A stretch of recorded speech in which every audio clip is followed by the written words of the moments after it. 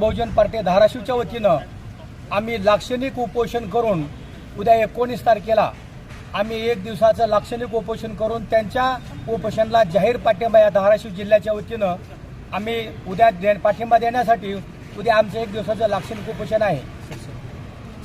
या उपोषणामध्ये आमच्या मागण्या अशा आहेत, ज्या कुणबी नोंदी त्यांनी 56 लाख तयार केलेल्या आहेत त्या कुणबी नोंदी रद्द कराव्या।